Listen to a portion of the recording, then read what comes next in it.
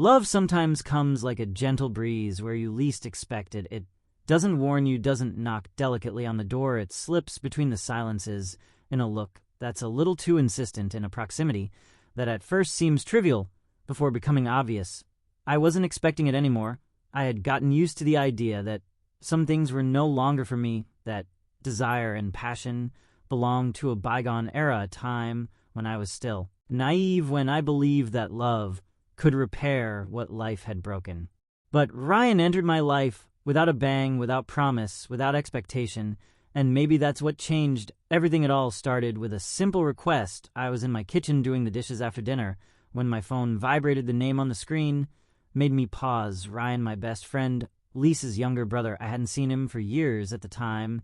He was that young teenager who trailed behind us when we were at university. The last time I had heard about him, he was finishing high school, and now, apparently, he was a man made curious. I wiped my hands on a dish towel and picked up, "Hey, Ryan, this is unexpected." "Hey, Sophie," he said in a deeper voice than I remembered. "I hope it's not weird, but I really need a favor." I smiled slightly. "It depends on the favor." Screw, he hesitated, then sighed. "Can I come over? I'd rather talk about it face to face than on the phone." A hint of worry ran through me. "Are you okay?"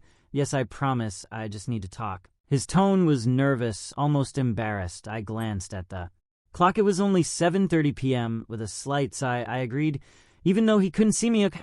Come on. No sooner had I hung up than my mind started racing. I hadn't thought about Ryan in years. To me, he had always been Lisa's little brother, the one who hung around the house, trying too hard to be cool. But now he wasn't a kid anymore. When the doorbell rang, I found myself getting nervous, cutting off the feeling.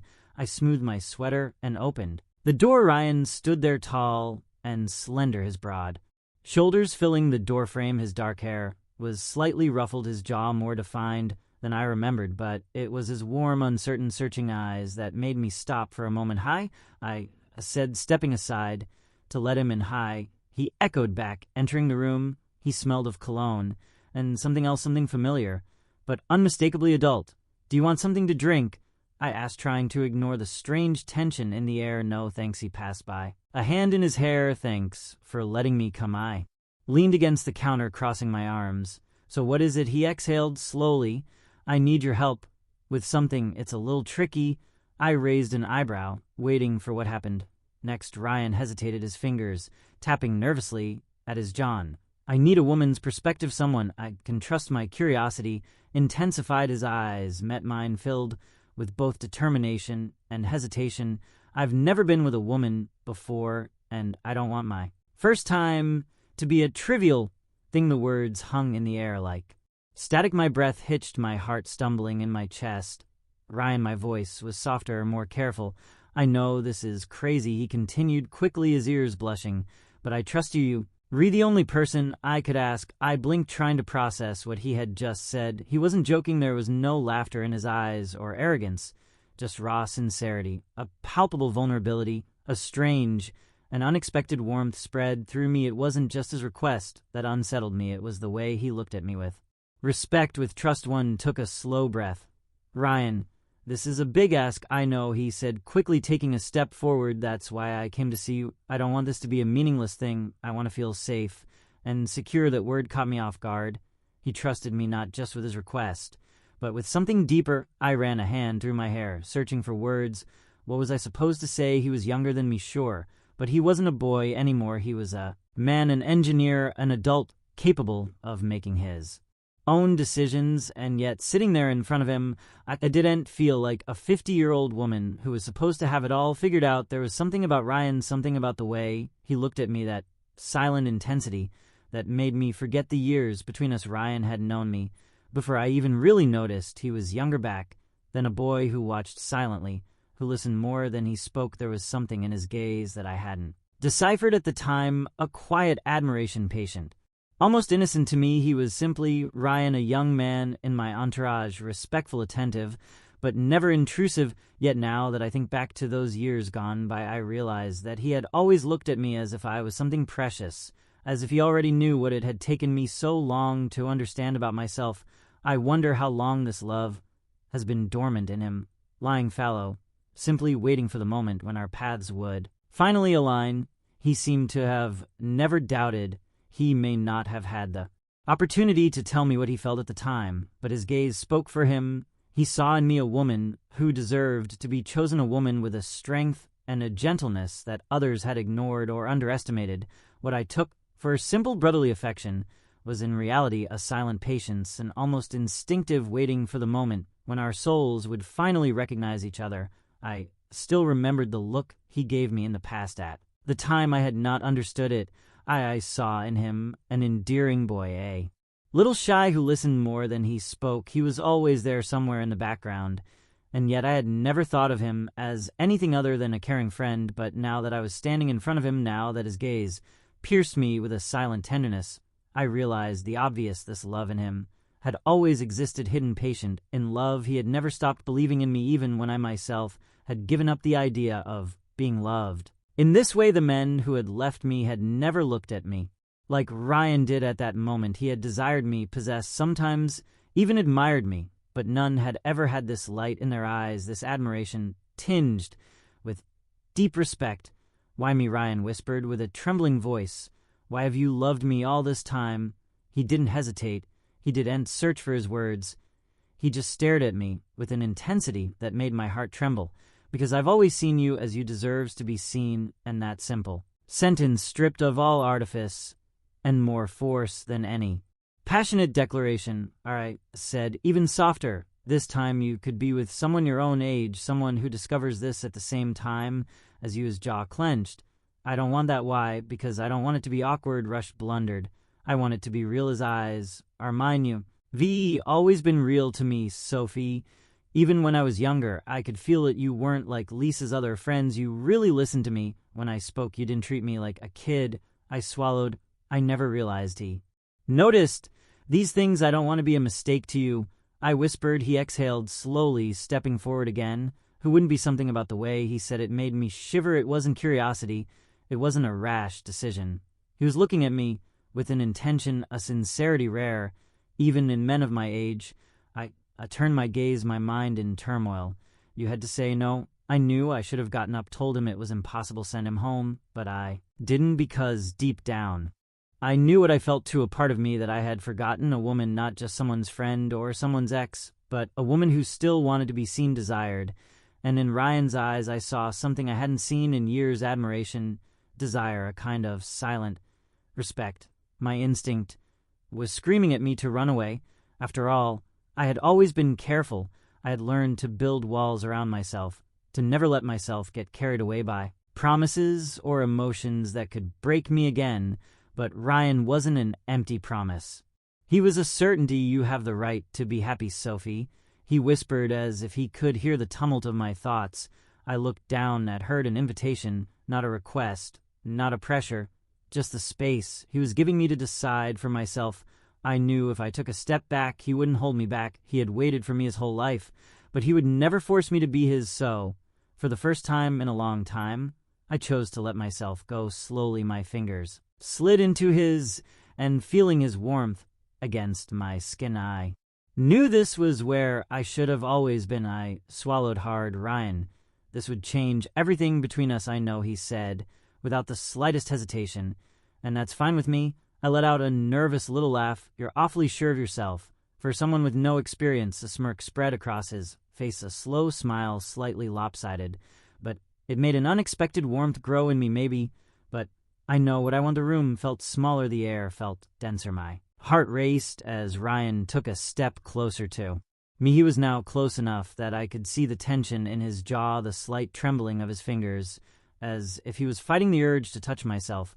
I could still stop it all. I could tell him no and pretend none of this had happened, or I could acknowledge what I already knew deep down. I wanted this too, not just because of him, but because of me, because it had been so long since someone had looked at me like that, so long since I had felt anything other than duty, routine, or loneliness. I had never imagined that I could feel this again. For years I had believed that passionate love belonged to another time in my life, to a version of me that no longer existed. I had loved men who had never really seen me, who had taken without ever giving, and over time I had learned to be content with little, to no longer expect much from anyone. But tonight, looking at Ryan, I understood something that hit me right in the heart. It was not love that had betrayed me, but the people I had given it to and Ryan. Ryan had never been that. Ryan, despite the years, had never met a woman exactly like me. He had lived, of course, had his RA experiences, but nothing had been able to equal what he had always perceived in me. It was a disturbing and beautiful thought at the same time. While I went through loves that were crumbling relationships, where people only saw in me what they wanted to take and not what I really was. Ryan had never doubted my worth. He had known before myself that I was not a woman that one could erase with the back of a hand, that I was much more than what those who had left me had been able to see. The men who had abandoned me had not been able to understand what I had to offer. They had left before even having taken the time to explore the depths of my soul, before having discovered the tenderness and loyalty that I carried within me. But Ryan had always known. He had not looked elsewhere for what he had already glimpsed in me for all these years. And now, as he stood in front of me ready to risk everything for what we were becoming, I finally understood what he had seen in me for so long. And if after all this time it wasn't me who was making a place for him in my life, but him who was finally bringing me back to mine, when our eyes met, I understood that my decision was already made. Slowly, cautiously, I brushed his fingers with the tips of my Maya. His breath caught his body, tensed under the contact. He waited for me to decide, and I had decided. I looked at him, my voice barely a whisper. "Are you sure?" Ryan's head, his toothbrush going up and down as he swallowed with difficulty. More than ever, I let my fingers slide into his palm, our hands intertwined.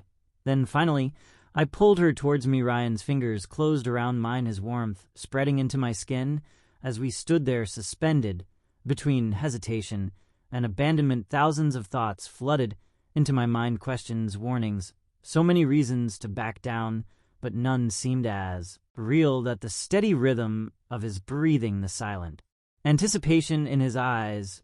I had spent so many years putting others before myself, being the responsible friend, the understanding ex-wife, the one who always thought before she acted. But tonight wasn't meant for logic or the past or the future. It was meant only for this moment, for the way Ryan looked at me, like I was someone to be desired, not a woman who had lived too many years to still be desired. I reached up, and with my fingertips, I brushed his cheek. His skin was warm, smooth, untouched by time, in a way that suddenly made me hyper-aware of the fine lines that marked my own face. But when he closed his eyes and leaned ever so slightly into my touch, I knew none of that mattered. I had spent so much time thinking my best years were behind me, that passion, desire, just being seen, was a thing of the past, a nostalgic memory. But here in the silence of my living room with Ryan so close, something stirred in me. I wanted him. A shaky breath escaped my lips as I whispered, "Are you sure, Ryan Oucha?" My head, his voice low and firm. Yes, that was all I needed. I closed the space between us, placing my lips on his in a slow, hesitant kiss.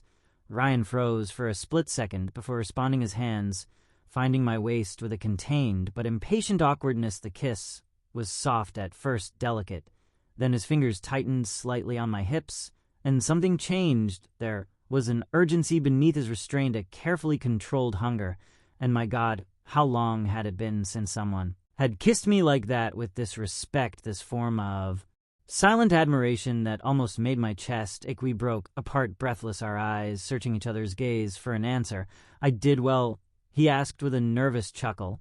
I smiled, brushing his thumb perfectly against his jaw. Ryan slowly exhaled, his grip on my waist loosening slightly. "Sophie, I don't want you to regret." I looked him straight in the eye and whispered, "I do ain't regret." And I meant it, because no matter what tomorrow held, tonight belonged to us. That night, everything seemed suspended between us, as if time itself was holding its breath.